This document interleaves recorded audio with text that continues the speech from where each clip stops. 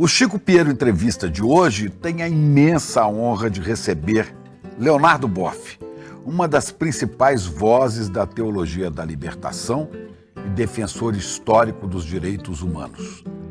Boff é neto de imigrantes italianos e nasceu em Concórdia, Santa Catarina.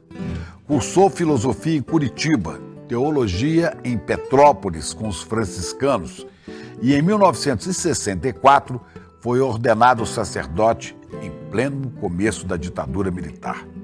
6 anos depois, em 1970, concluiu o doutorado em filosofia e teologia pela Universidade de Munique, na Alemanha. E em 1981, publicou um livro polêmico, Igreja, Carisma e Poder.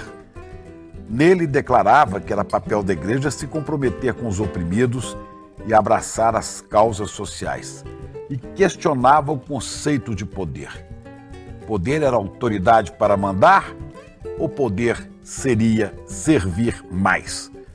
Em reprimenda, foi condenado a 1 ano de silêncio obsequioso pelo Vaticano, uma forma de censura em que ele ficou proibido de ensinar, falar em público, publicar qualquer documento, qualquer livro.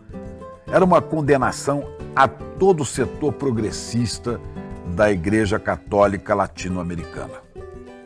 Em 1992, ajudou a escrever a Carta da Terra, uma declaração de princípios éticos fundamentais para a construção do século XXI, e acabou punido outra vez.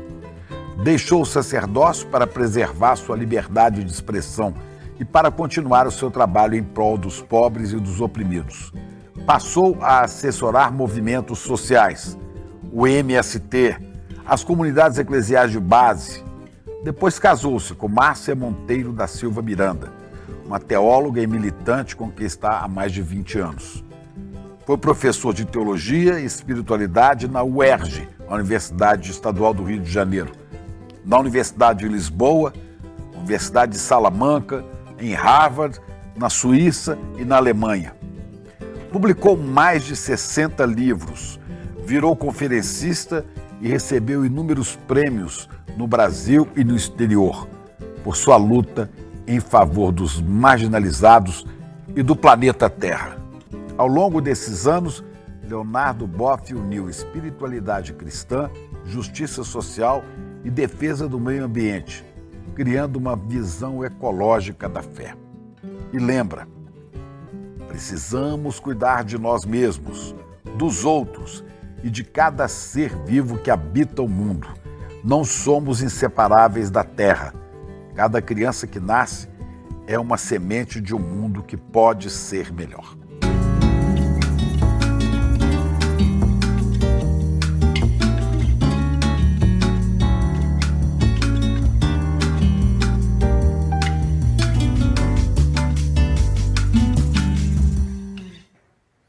Bom, eu estou aqui com o livro Sol da Esperança, Natal, Histórias, Poesias e Símbolos, com o autor do livro, que anda por aí sendo confundido com o Papai Noel.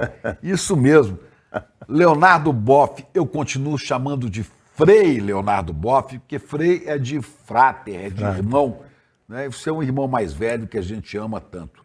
Muito obrigado por você ter vindo aqui ao ICL, que é a sua casa, para nos falar sobre sua história e sobre Natal. Bom, muito obrigado, Chico. Nós somos já velhos amigos. Você me entrevistou há anos sobre espiritualidade, porque... Quase 30 anos. É quase lá no século passado. Para a Globo News, lá no... Você subiu lá na minha casa, na churrasqueira, e nós gravamos. Mas é uma nota, eu posso dizer com verdade isso. É uma nota pessoal sua entre os jornalistas, que você sempre tem um tom espiritual. A espiritualidade não é um agregado em você. É aquele que você incorporou e por isso você é tão humano e tão querido por todo mundo.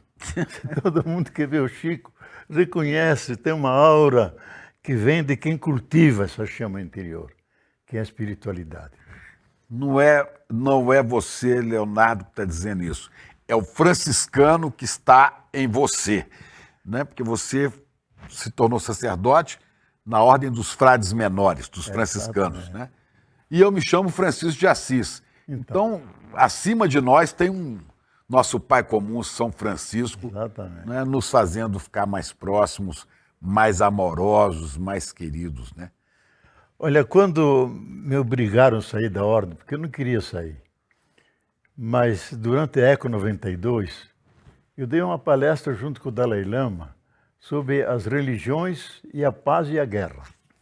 E eu disse que as religiões abraâmicas, especialmente o cristianismo, são as mais guerreiras.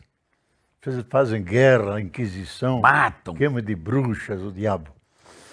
Quando terminou, o espião do Vaticano, que era o Baggio, um cardeal, Sebastião Baggio. Sebastião, fui estender a mão, ele tirou a mão. Ah, é? Disse, você não aprendeu nada do silêncio obsequioso. Você tem que ir ou às Filipinas ou à Coreia do Sul.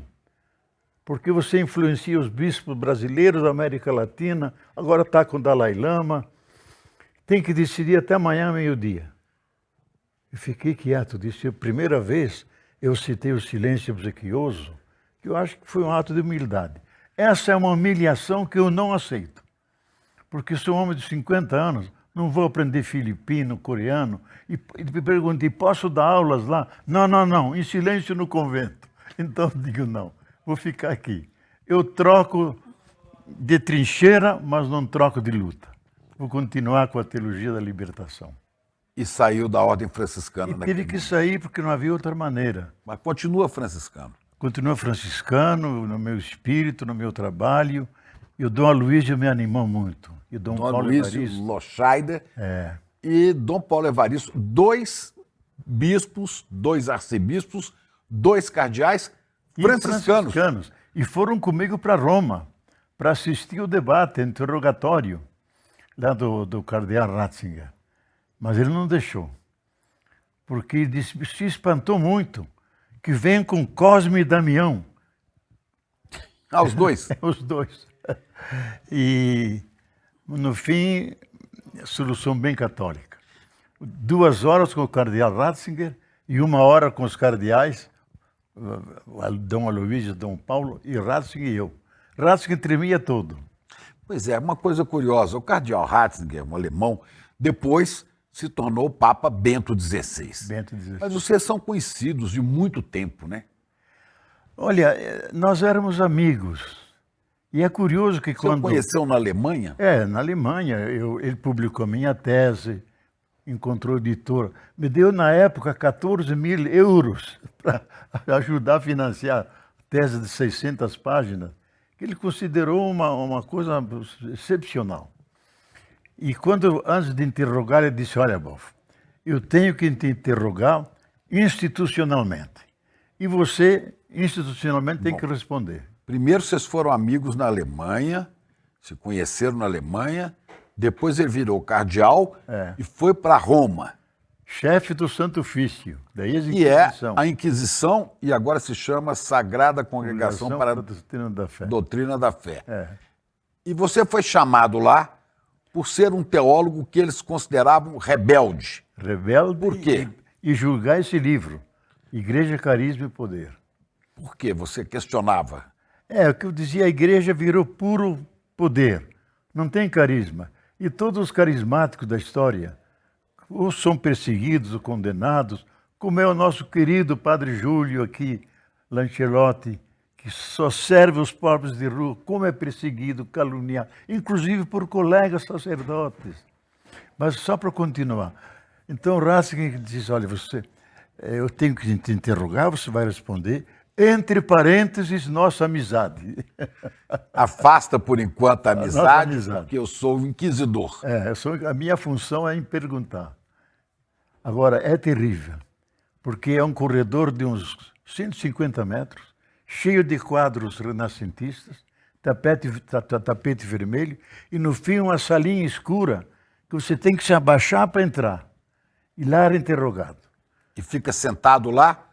E ele 2 metros acima. Numa cadeira... Numa cadeira que foi de Galileu Galilei. Galileu Galilei? Você sentou ali?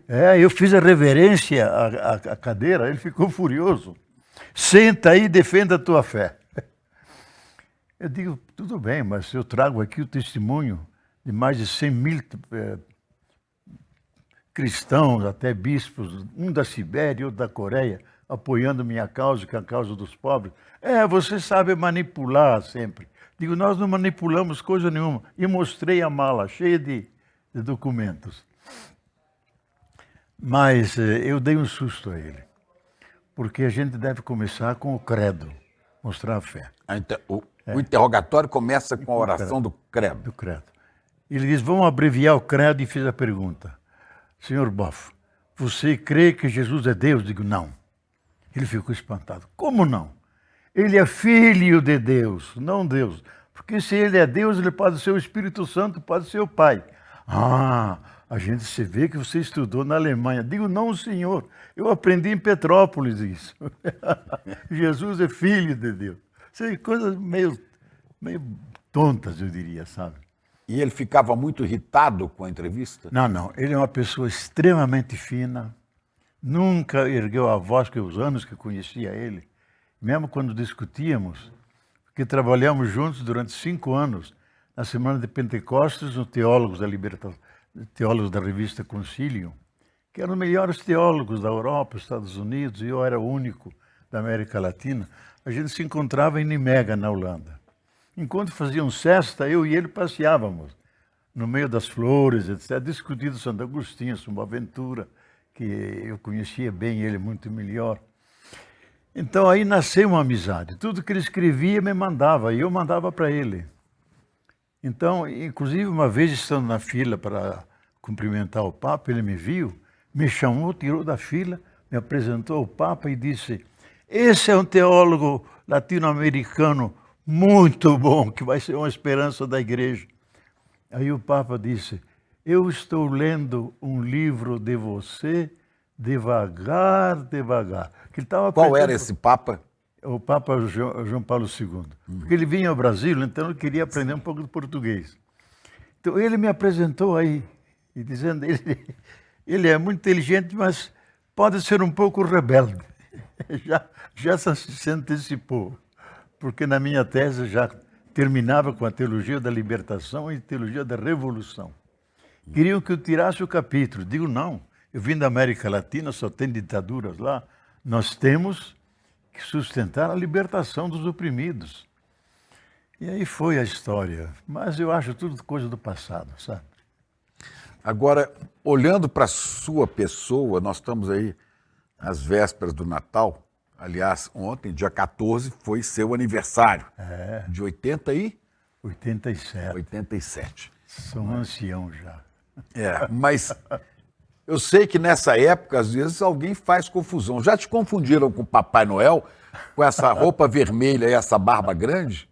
Olha, não há ônibus e crianças que passam perto que gritam Papai Noel, Papai Noel. E eu abano, etc. Sim. E uma vez veio uma criança no restaurante, olhando, pegou na barba e disse, é Papai Noel mesmo. Eu tinha estacionado o carro na porta do restaurante e terminei e saí.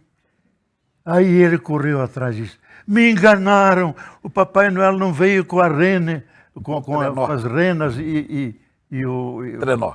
O trenó. Ele entrou num carro. Aí eu abracei ele e disse, eu sou o irmão do Papai Noel. Se você estudar, obedecer o pai e a mãe, eu vou contar tudo para o Papai Noel e você vai ganhar bons presentes. Diz, então tá certo. Então tá bom. Mas a decepção dele, estava chorando, sabe? Pois é, tá falando de criança, né? Como é que a criança, seu nome de batismo é Genésio. É Genésio. Não é? Mudou para Leonardo, porque quando entra na ordem religiosa, você é como se fosse batizado de novo, é isso, né? É um rito interessante, viu, o Chico? Você tem que ir todo vestido de paletó e tudo. Eles arrancam o paletó, jogam longe e dizem, você não pertence mais ao mundo. E te botam um hábito velho de um frade que morreu, cheirando a cachimbo, suor, não sei o quê. Te botam por cima. Franciscano, aquele marrom. Você agora é franciscano e vai se chamar Leonardo. Eu estava tão nervoso que não escutei o nome Leonardo. Mas quem escolheu? Não, eles que escolhem. Você não escolhe. Eu só soube que era Leonardo depois que tudo aconteceu, porque não estava tão nervoso que nem escutei meu nome. E aí, com o Vaticano II, cada um podia voltar. Eu digo, mas a Genésio é muito feio, muito raro, só tem muito lá em Goiás. Vou ficar com o Leonardo. Só que dá uma atrapalhação louca quando pega o avião, mandam as passagens, Que o Leonardo. seu documento está como Leonardo ou como Genésio? O documento está como Genésio. No Passaporte. passaporte, os cheques, tudo Genésio. Então eu tenho que ter sempre um documento oficial carimbado para mostrar que Genésio é Leonardo. E cada vez dá uma atrapalhação muito grande, sabe? Agora, como é que esse Leonardo de Santa Catarina, filho de italianos, né? Italianos. Como é que virou padre? Olha, é uma coisa curiosa, até misteriosa para mim, Chico. Porque os meus avós, eles abriram aquela região de Concórdia, onde está a Sadia hoje, que tinha só pinheirais. Eles vieram do Rio Grande do Sul para o Rio Uruguai, abriram com facão picadas, fizeram os arraiais ali, construíram suas choupanas, depois trouxeram as famílias, e chegou uma vila. E o padre veio, era um carioca, e celebrou a missa, e disse, olha, contou a história de São Francisco, de Santo Antônio. Eu nunca pensei em ser padre. Eu queria ser chofer de caminhão, porque vinha um caminhão para fazer a estrada, e o perfume melhor que eu achava era perfume de gasolina. Ficava perto do caminhão, cheirando aquele perfume. Parecia um perfume francês. De óleo diesel. Aí o padre pergunta, quem quiser ser franciscano, levante a mão. Mas olha, eu digo sem mentira, eu senti um fogo dentro. Levantei a mão, contra a minha vontade. Que idade você tinha? Eu tinha 9 anos. Falou, quero ser. E aí fui, e sempre o padre comia na casa do professor, que era o meu pai. E eu tinha medo de revelar isso, não fui almoçar, me escondi no porão. E aí me chamaram, o padre disse, então você, no que fizia 10 anos, vai passar o caminhão aqui, vai pegar todo mundo que quer ser franciscano e te leva lá para Luzerna. E aí entrei no seminário e fiz o percurso. Com 10 anos. 10 anos. Não é uma violência muito grande você pegar uma criança de 10 anos e mandar para o internato para virar padre? Eu acho até hoje um erro da igreja, porque se tira da família, você faz férias só de 3 em 3 anos, depois que você vira frade só de 5 em 5 anos. Você nunca abraçou. Eu sei que minhas irmãs me abraçaram, eu tremia todo, e não pode, não pode. Minhas irmãs me beijavam. Por que não pode? Ah, não, porque você vai ser padre, celibatário, nada de mulher. A mulher é uma tentação, Mulher é uma mesmo a sua irmã. E diziam, olha, nunca olhe no rosto pode, mas nunca fixe o olhar nos olhos da mulher, porque elas são tentadoras. Assim a gente era educado. Então eu acho que essa educação eu não digo perversa, seria demais, mas é nessa linha, porque desenraiza você do concreto da vida, da família. Depois você vai ser conselheiro de matrimônio, não conhece nada disso. Então eu acho que a igreja, todas as igrejas católicas, que são 13 no mundo, 13 católicas. 13 com igrejas. outros nomes. Quais, por exemplo? Por exemplo, a Etiópica, a Armênia, a Ortodoxa russa. Eles são católicas e nelas todas o padre pode casar. Só que na nossa não. Na romana. Na romana não. Então tem essa ruma de pedófilos, etc. Porque a sexualidade é uma força cósmica que Deus criou. Então o próprio Ricoeur, esse grande estudioso de Freud, diz só consegue viver o celibato quem conseguir uma forte espiritualidade, um sentido profundamente ético, e capacidade de controlar a fantasia, porque a sexualidade está na fantasia. Já Freud dizia isso. E a gente fazia um esforço louco para fazer isso. Mas também é uma violência contra o ser humano que tem essa dimensão do eros, Lógico. do erótico, da fantasia. Isso faz parte do ser humano. Não é? É da criação. É aquilo que Jung diz, tem o ânimos e a ânima. O ânimos é o homem, a ânima é a mulher, e só são completos quando eles trocam. A mulher tem o ânimos dela, ela é ânima, escondido. Eu tenho a ânima escondida. E o diálogo evoca o ânimos e a ânima dos dois. E aí sai o ser humano mais completo, mais rico na troca. E isso é impedido pela igreja. Não acha que a igreja pode rever isso um dia? Será que não vai rever? Ela deve rever, sabe? Deve rever, porque é desumano e agora seria a ocasião. Porque o número de pedófilos, desde padres, arcebispos e cardeais, que eram pedófilos, seria o momento de dizer, vamos seguir aquilo que está no Gênesis, homem e mulher, são companheiros um do outro. E Deus criou, na Bíblia está muito claro, Deus entregou Eva para Adão, não para ter filhos, para ser companheira, para trocar, face a face, você lendo em hebraico, para cada um ter a face voltada para o outro, poder se comunicar e conviver.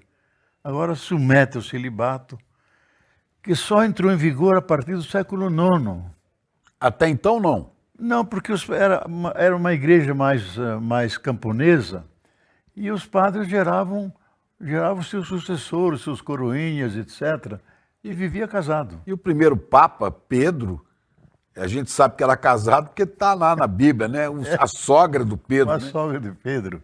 Agora, eu acho, o Chico, que a igreja não vai mudar em sua estrutura enquanto ela não dialogar e incorporar com Freud e com Marx.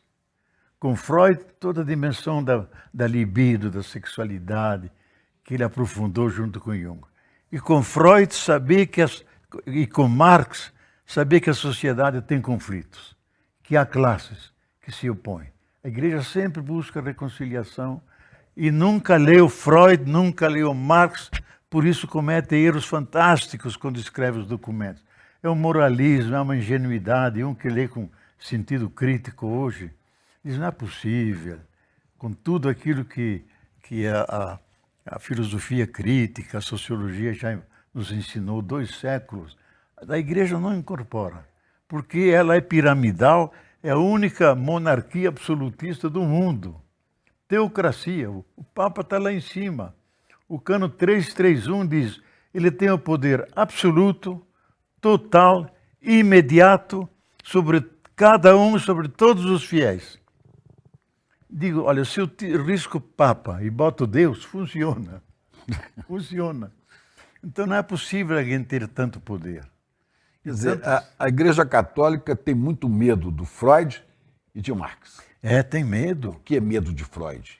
Porque desmonta a pirâmide dela, sabe? A estrutura piramidal. Machista, patriarcal. Porque só um pequeno grupo, o clero, que tem todo o poder. E o resto são...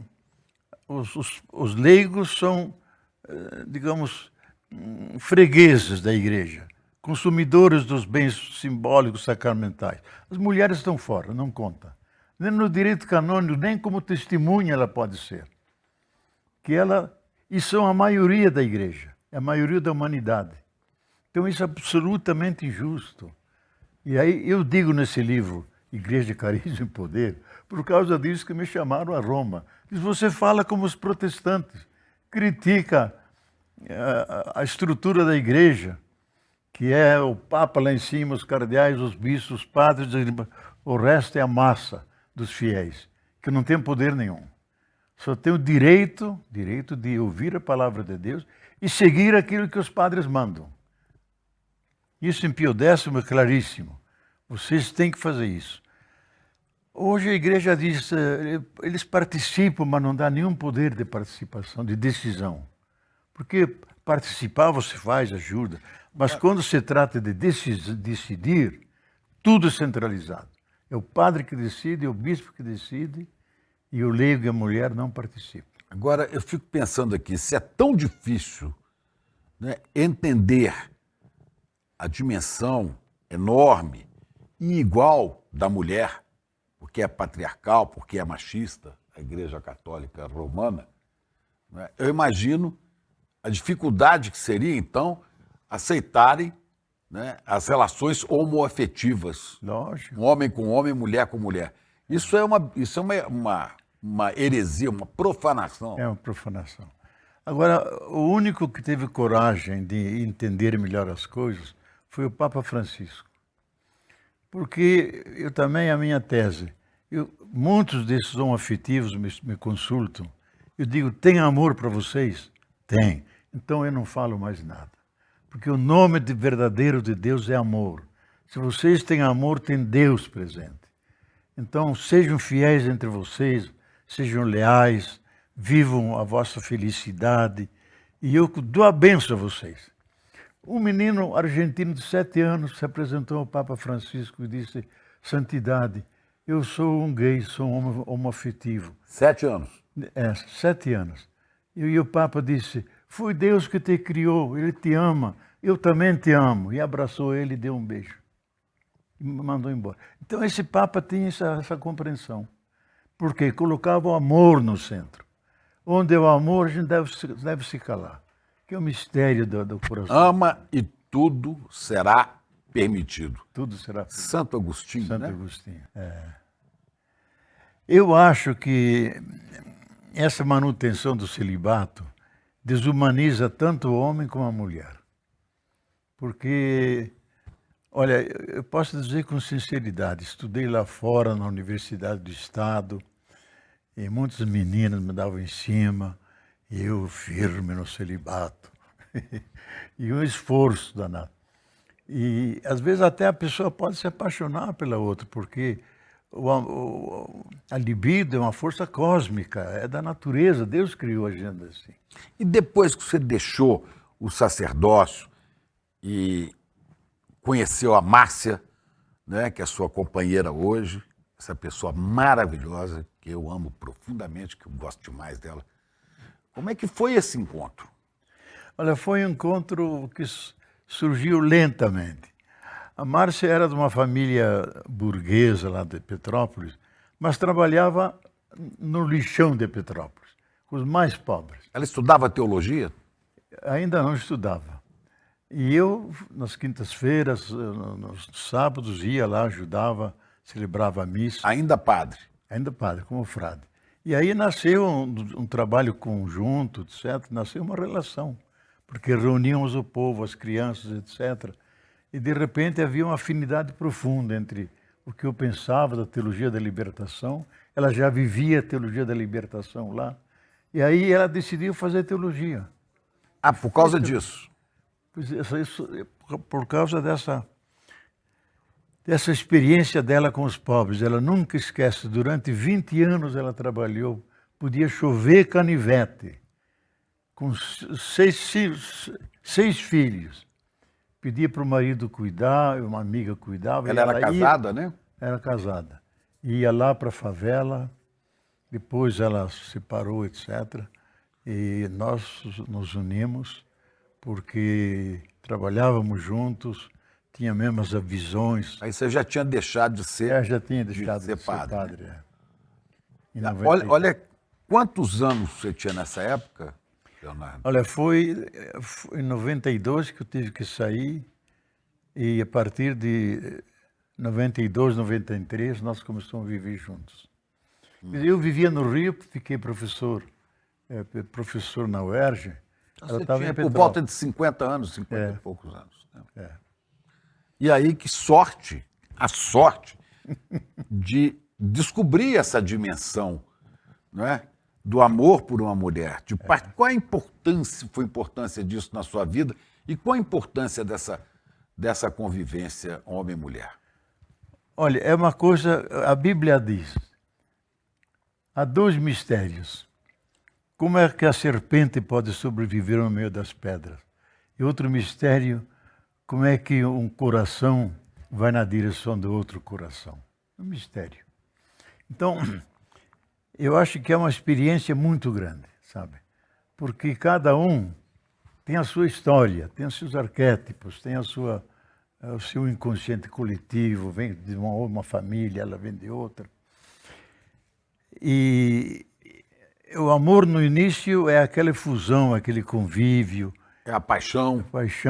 Depois a gente começa a descobrir os cantos que cada um tem.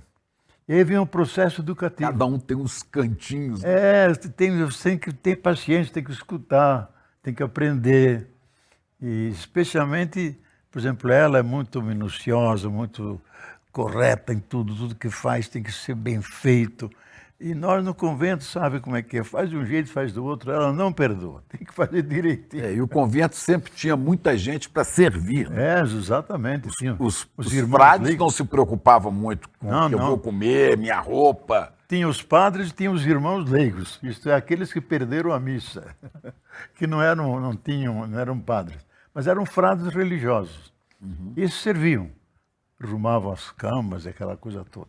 Menos importantes no importante. poder do que os padres. Lógico. E acima dos padres, os bispos, até o Papa. Então, é um aprendizado, sabe? É um aprendizado.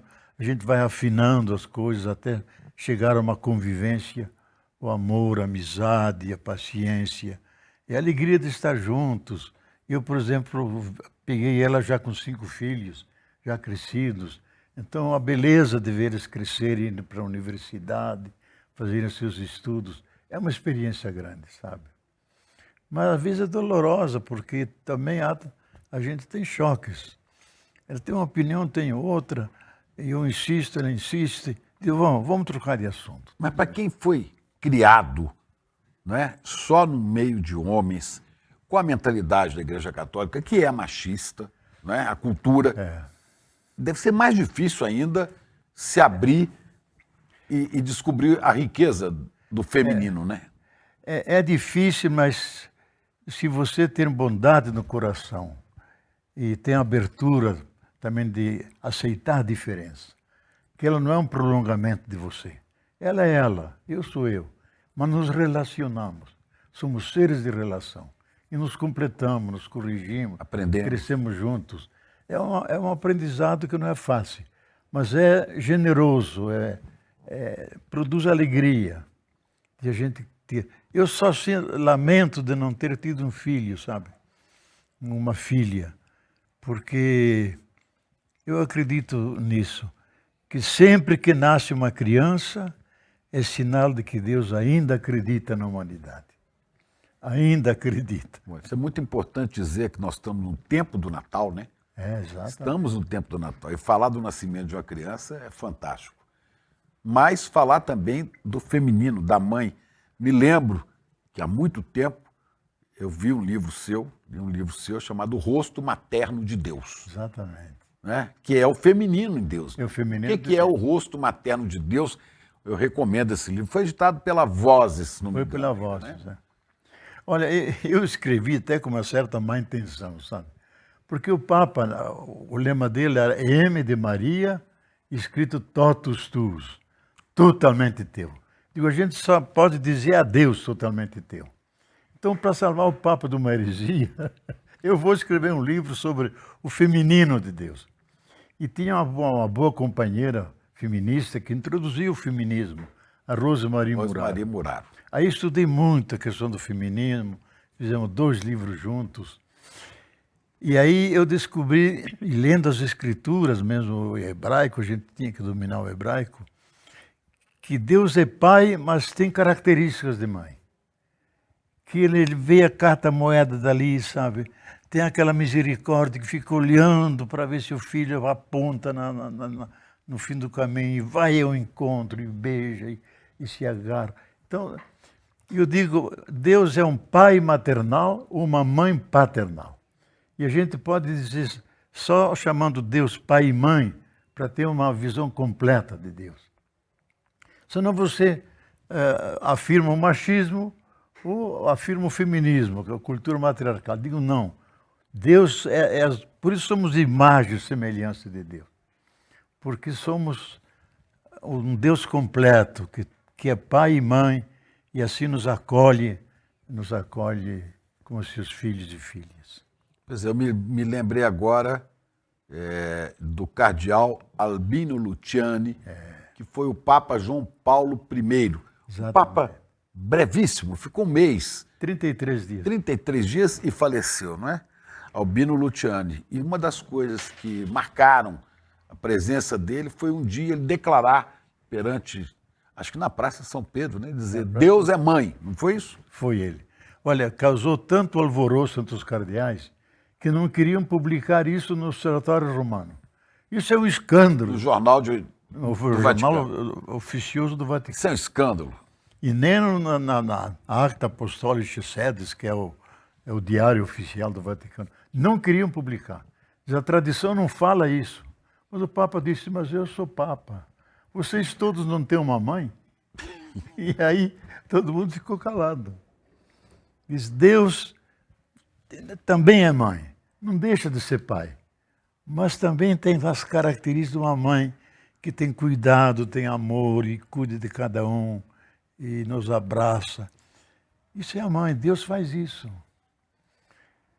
E eu acho que nós temos que recuperar na igreja essa dimensão feminina que nos torna mais cuidadosos, mais sensíveis, mais humanos. E Mais misericordiosos, né? é, Ter mais compaixão. mais compaixão. Você se abre à própria natureza, o universo. Todo o mundo das excelências, o mundo da afetividade, está no coração, a nossa dimensão de ânima. E as mulheres vivem de uma forma mais intensa isso. Nós também vivemos, mas de uma forma mais recolhida. Elas são mestras nossas nisso, porque são mestras do cuidado, do amor explícito, do afeto, da sensibilidade. E quase todas elas têm um ponto no meio da cabeça, que é o terceiro olho, que nós durante séculos as mantivemos na cozinha, na casa, e elas não podiam sair, mas desenvolveram um terceiro olho na cabeça, que Jung dizia, você tem que de vez em quando Chakra. Massagear. massageá-lo. Porque o homem chega em casa, ela logo sabe o que ele fez ou não fez. Logo percebe as coisas. Intui tudo. É uma virtude delas de intuir. Então a gente aprende muito com elas.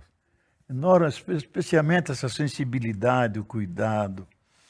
E elas são muito mais espirituais do que nós somos. Eu sinto nas minhas palestras, quando dou autógrafos, 90% dos livros de espiritualidade são as mulheres que vêm comprar. Porque o espiritual está nelas. E por quê? Porque acolhem a vida, que é a coisa mais espiritual, mais grande. É o mistério do universo, da evolução. Ela guarda as Ela gentes, guarda né? a gente. Guarda as gentes. Guarda a gente. Né? E Na nos barriga. gera continuamente. O filho pode ser um bandido, pode ser um assassino, mas não deixe de ser meu filho. E vai visitá-lo na prisão.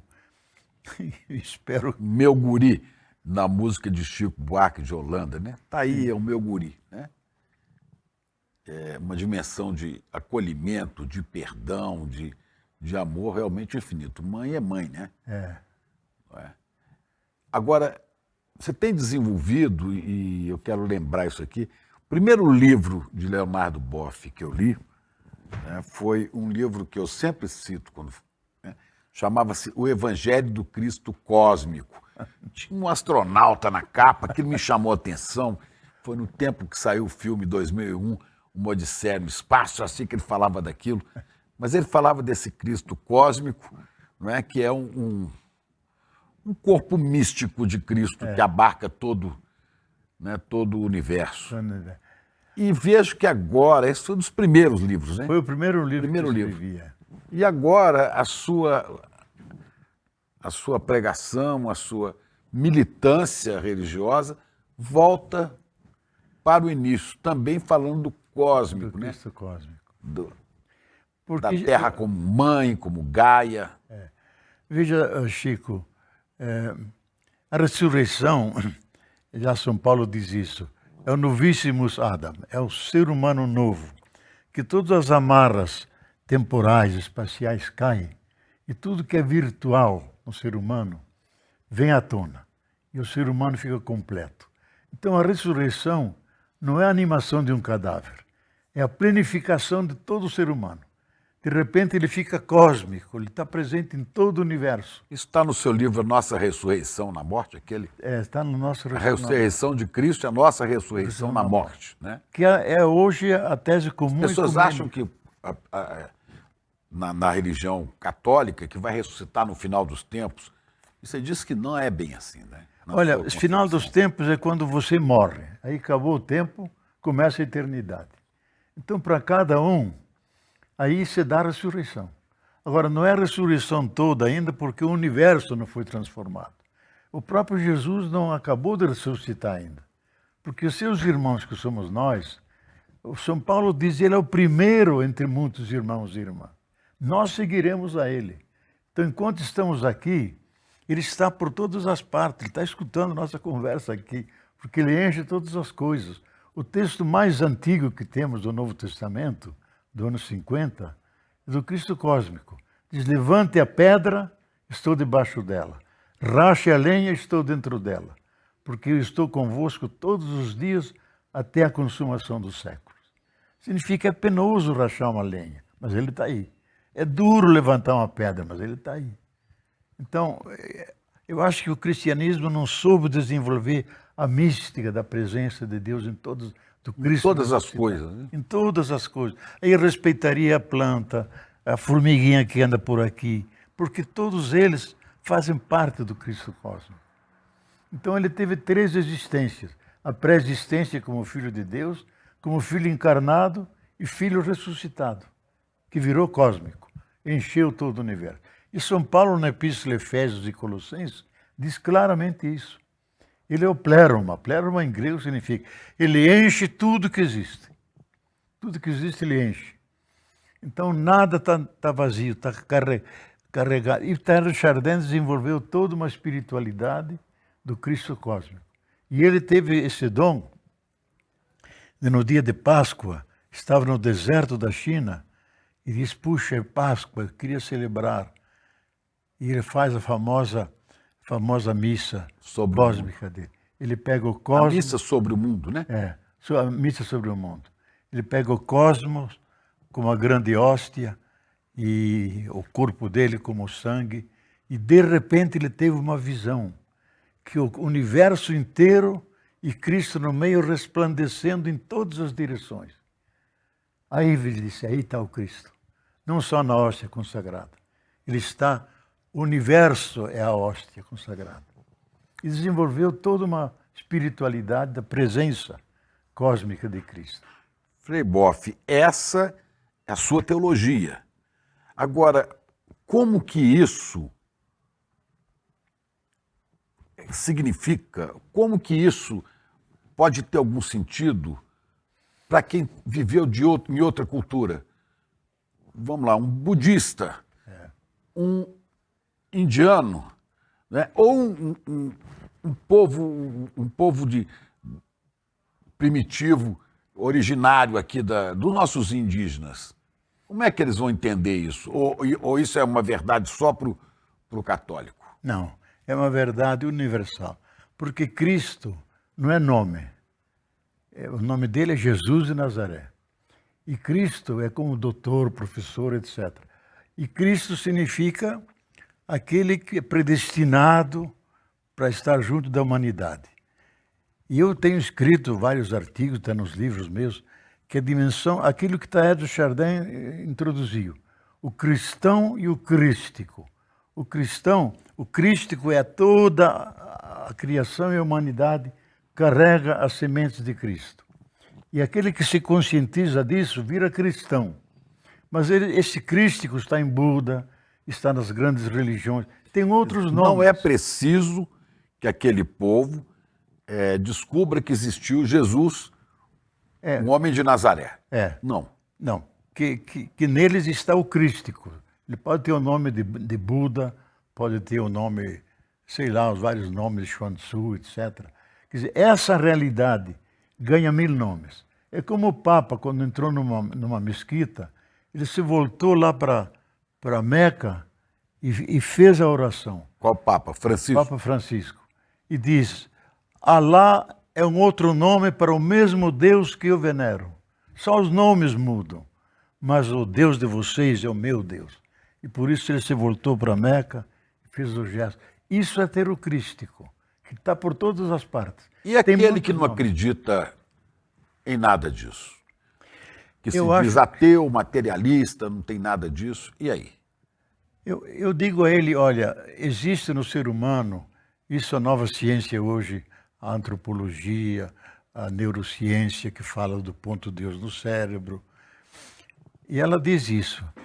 Se você vive a dimensão ética da misericórdia, da compaixão, defesa do mais fraco, defesa da vida, isso é o verdadeiro nome de Deus. Então, tem muitos ateus. E eu acho que o bom teólogo, para ser bom teólogo, ele tem que ser ateu de muita coisa, sabe? De muitas imagens de Deus. Então, eu pergunto, quando alguém se diz que é ateu, eu disse, Darcy Ribeiro dizia, eu sou ateu. Darcy Ribeiro, você serviu durante 15 anos indígenas. Depois criou as escolas populares. Sempre defendeu o povo. Você é um homem ético, inteiro, verdadeiro. Deus está em você. Não precisa dizer Deus, Não Deus precisa acreditar. falar Deus, porque o verdadeiro nome de Deus é amor, justiça, compaixão. Ele ficou admirado. Por que não me disseram isso? Então eu Foi sou. pouco antes dele morrer, né? Pouco antes. Aí ele me disse, Boff, não diga para ninguém, viu, porque eu sou ateu, viu? Mas ele disse, isso eu aceito. Se isso for Deus, diz não. A teologia verdadeira sempre disse isso. Qual é o verdadeiro nome de Deus? Os profetas dizem isso. O verdadeiro nome de Deus, onde é amor, a justiça, a compaixão, a misericórdia, aí há Deus. Deus é isso.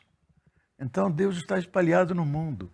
E mesmo aquele que se professa ateu, pode professar ateu. Aquela chama sagrada que está dentro não se apaga. Não se apaga. Então, eu acho que a gente tem que ter veneração para cada pessoa humana, dizendo ele é um portador de Deus. Cada um, até o mais pobrezinho. Eu quando vejo na televisão a Globo News, aqueles africanos todos, digo, puxa, esses também são filhos e filhas de Deus. Diferentes, com aquelas coisas, mas são nossos irmãos. Lá está Deus, está o Cristo ressuscitado. Eu às vezes choro de compaixão para o sofrimento dele, porque são irmãos nossos. Então, isso a igreja teria que passar para todo mundo. Fica ensinando catequese, devia ensinar espiritualidade, como descobrir Deus na natureza, nas flores, nos animais. Mais importante que ensinar religião, né? É. Deus tem religião? Graças a Deus que Deus não tem religião, sabe? Não tem religião.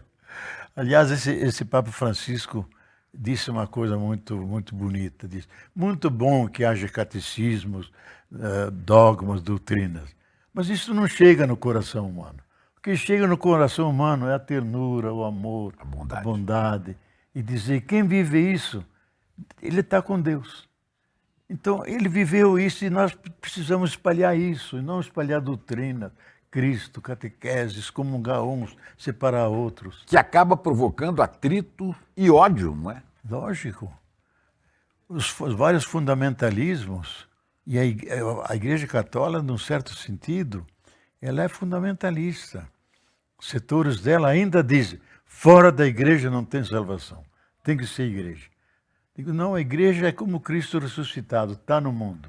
E exatamente por essa diferença, né, e da arrogância, eu tenho a única verdade, Persegue os agiu com ódio, matou milhões de pessoas, Milhões de né? pessoas. E mata, né? e mata ainda.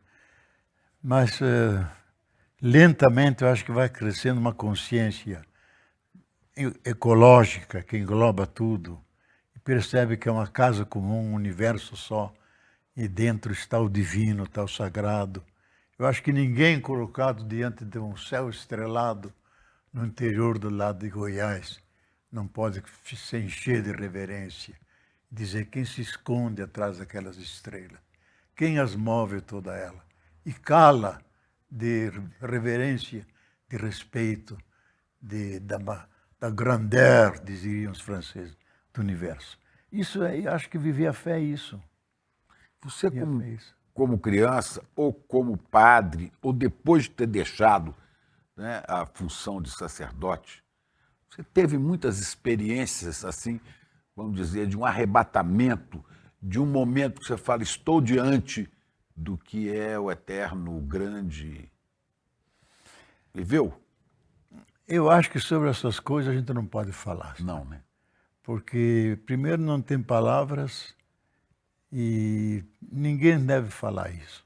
Porque alguns podem dizer, com razão, ele é arrogante. Mas eu posso dizer que eu senti Deus muito próximo. Muito próximo. E é esse Deus... Uma vez eu estava com Chico Mendes, no meio da floresta amazônica. Tive uma experiência assim, comecei a chorar. E ele se aproximou e disse, Boff, eu também de vez em quando choro, porque essa grandeza de vida é Deus que está aqui no meio. E ele de repente aparece em nós. E aparece no sentimento da tua pequenez e a grandeza daquilo tudo. E a única expressão é o choro, mas não é um choro de tristeza, é um choro de arrebatamento. Ele também depois começou a chorar. E a sua experiência, o seu estudo, eu falo experiência como os anos e anos de meditação, de reflexão e de oração, né? Te trazem isso tudo para muito próximo, né?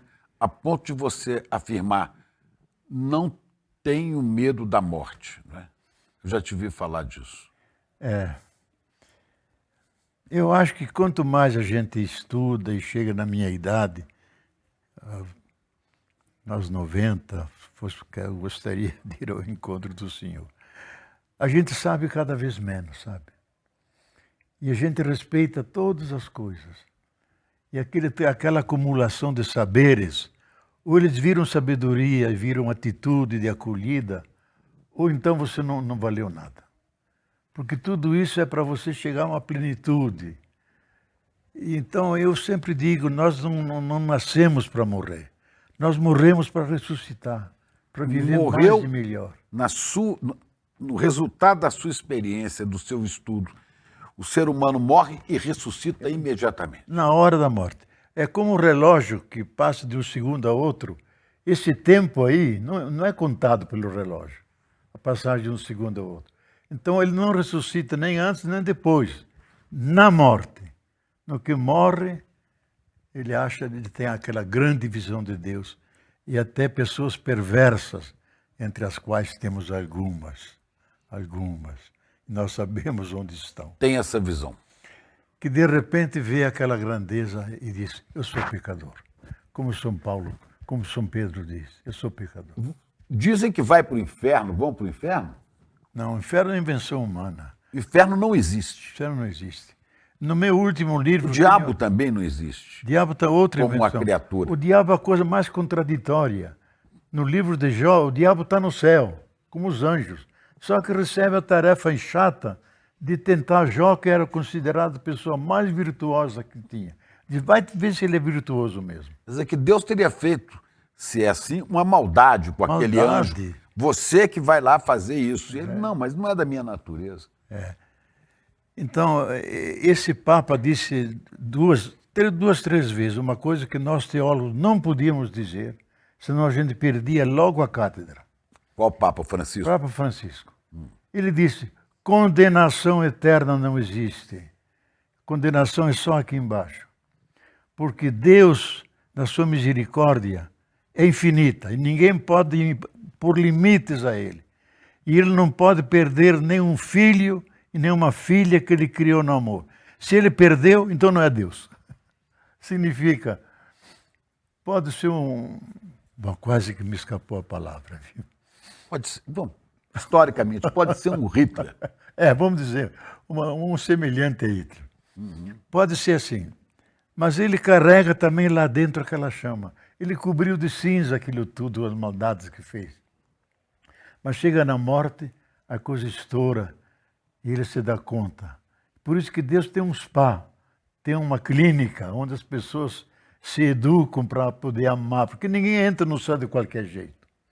Entra purificados, descobrindo o divino nos outros, nele mesmo, até que Deus diz, agora você está maduro, pode entrar. E aí vem um abraço. Eu disse, Darcy Ribeiro, você que gosta muito de mulher e diz muito palavrão, Deus tem que ser mãe. E Para Deus você chegar lá, vai dizer, Darcy Ribeiro, filho da puta, por que você demorou tanto de chegar? Eu te esperava, que te abraça e te beija, e por que você chegou finalmente? e Deus será uma mulher para Deus, ele. não, Deus mãe. E ele quase desmaiou porque tinha diabetes. Aí levaram para dentro, recompor ele, sabe? Aí ele voltou uns minutos depois, 20 minutos depois, disse, bof, isso é invenção tua ou é da igreja? Eu digo, não, isso é invenção de Jesus Cristo. Porque ele nos revelou um Deus que é pai, e é é mãe. bondoso, e é mãe ao mesmo tempo. Mas por que não me disseram isso? A minha mãe queria morrer com a velhinha acesa porque era muito devota. Eu tenho inveja de você, que você é inteligente e acredita. E eu sou mais inteligente que você e não consigo acreditar. Mas quando disse isso, disse, bom, esse Deus eu aceito. Esse Deus eu aceito. E deixou no testamento, só o Boff vai fazer o meu enterro. E só eu fiz o enterro. O Brizola que Foi logo depois? Ele morreu uns 10 dias depois. E fiz o enterro, e o Brizola quis falar de Brizola, está no testamento. Mas ele diz, ele era homem de partido, de cadáver não tem partido. Mas te dou 5 minutos, viu, Brizola? Porque senão você fala 1 hora inteira. Mas eu fiz o enterro e fiz os ritos todos, sabe? Por tal foi o laço. Ele morreu nessa fé, sabe? Ateu com essa fé. Como Sartre, na última entrevista que ele deu antes de morrer, ela perguntou à entrevistadora, você é ateu? Bien sûr, sou ateu. Aí ele termina e diz, mas eu tenho a esperança esperante. Veja que expressão bonita. Tenho a esperança esperante que Deus exista, porque senão a vida não teria sentido nenhum. Isso é a seriedade de um filósofo. Ateu, mas quando chega no auge da vida, ele se dá conta da verdade e diz a verdade. É fiel a toda uma trajetória, mas também ele dá um sim à última realidade. E isso eu acho extraordinário, sabe? Sol da Esperança, Natal, Histórias, Poesias e Símbolos, né? Leonardo Boff, texto e desenhos, artes de Adriana Miranda, está aqui. É um livro que eu recomendo para o Natal, né? É, todo bonito, com as histórias. É fácil encontrar, né? Leonardo Boff, Sol da Esperança, é um livro de Natal. Livro de Natal, com todos os símbolos, explicando Pinheirinho, explicando como nasceu Jesus, explicando... É um livro para criança? Olha aí. É um livro para criança? É na página 61, essa do... Bom, mas esse livro serve Esse livro, para o infantil? ele inicialmente é para as crianças entenderem tudo. E a segunda parte é mais para os adultos. Qual o significado do Natal para nós hoje? Então aí eu falo mais como teólogo, que Deus não se...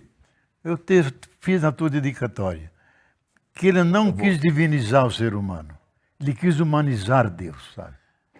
Humanizar Deus. É a minha dedicatória, esse privilégio, né? Chico, Deus se encarnou não para divinizar o homem, mas para humanizar Deus. Isso mesmo. E traz mais uma frase, mais um pensamento aqui riquíssimo. Todo menino quer crescer, quer ser homem. Todo homem quer ser rei. Todo rei quer ser Deus. Só Deus quis ser menino. Menino Jesus. Muito obrigado. Lindíssimo isso aqui, lindíssimo. E termina com um poema que eu sei que é da sua Tá aqui. predileção, né? De Fernando Pessoa. Vocês que estão em casa podem procurar depois na internet, né? No Google, tem lá, Fernando Pessoa, Menino Jesus. Tem um poema dele do Menino Jesus que é lido com a interpretação maravilhosa de Maria Bethânia, né? E está aqui no seu livro, um trecho dele. Na página 62, 63. Na página 62, está aqui, ó. Coisa maravilhosa. Inclusive, o Fernando Pessoa diz uma frase que todo mundo atribuía a mim, humano assim como Jesus, só Deus. E não é que a frase está aqui, e a criança tão humana que é divina. Pois é. Ele Tão soube antes que eu. O menino Jesus verdadeiro e a criança tão humana que é divina. Não é? E termina com essa mensagem: quando eu morrer, filhinho, seja eu a criança, o mais pequeno, falando para o menino Jesus, né? Pega-me tu ao colo e leva-me para dentro de tua casa. Despe o meu ser cansado e humano e deita-me na tua cama. E conta-me histórias, caso eu acorde, para eu tornar a adormecer. E dá-me sonhos teus para eu brincar, até que nasça qualquer dia que tu sabes qual é. Linda, né? Lindo, né? Lindo, lindo, lindo. Muito bom. Os profetas são próximos dos poetas, né? Ou os poetas são profetas? Eu acho que ambos são a mesma coisa, porque o profeta não é aquele que prediz o futuro, é aquele que sabe quais são as tendências que existem, de vocês seguindo por esse caminho vão cair naquele abismo. Então mude de vida. E geralmente o fazem de uma forma como Isaías.